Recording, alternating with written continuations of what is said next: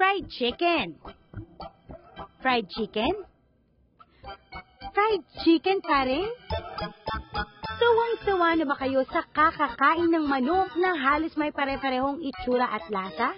Paulit-ulit na pinagtatalunan ng pagkain sa mga fast food. Sa restaurant na ito, siguradong maiba ang konsepto nyo sa fast food. Bukod kasi sa kanilang unique flavors, proudly Pinoy ang restaurant na ito. Manong Chicken ang pinakabagong fast food restaurant dito ngayon sa Manila. Nagbebenta kami ng yung signature dish namin na yung double deep fried crispy chicken with our secret sauce. Kasi ang mga Pilipino, aminin natin na mahilig talaga sa fried chicken. Pero ang mga nakukuhang chicken usually fried chicken na may gravy. Yung chicken namin, nakabalot na siya sa sauce. Yung manang soy garlic sauce na tinatawag namin. So nakabalot na siya, pero kahit na may sauce siya, crispy pa rin siya. At kahit malamig na siya, crispy pa rin yung chicken namin. So yun yung pinaka-special. Ang pagsali sa mga night market ang naging daan sa paglago ng kanilang produkto. Nag-start kami noong December 2010. Nagbibenta lang kami sa mga food bazaar, mga weekend markets. Tapos nakalata namin na pabalik-balik yung mga tao. So balik na sila balik. Tapos every time nagsasabi sila na magbukas mo kayo na restaurant. So noong June 2011, nagbukas kami ng first branch namin sa Ortigas Center. And now, I'm proud to say na 9 na yung branches namin in 1 year.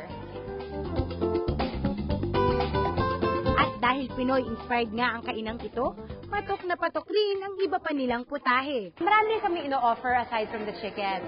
We have yung other rice meals para sa mga taong ayaw na kumain ng chicken. We have our garlic pork liempo, we have our sesame beef, meron din kami yung dish fillet, meron din kami mga noodles, yung fried pancit namin, as a bestseller. We also have the spaghetti, and also the sandwiches. Ang customer is always right policy ay tinututukan din dito. Katunayan, kung ayaw mong kumain ng kanin kasama ng kanilang manok, pwedeng-pwede mo itong papalitan ng kanilang potato chips.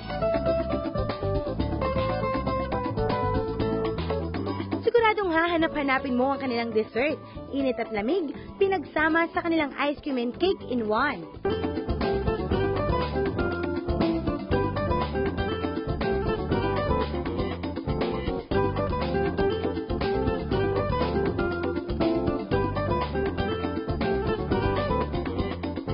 Subukan na ang kanilang katakam-takam na mga pagkain.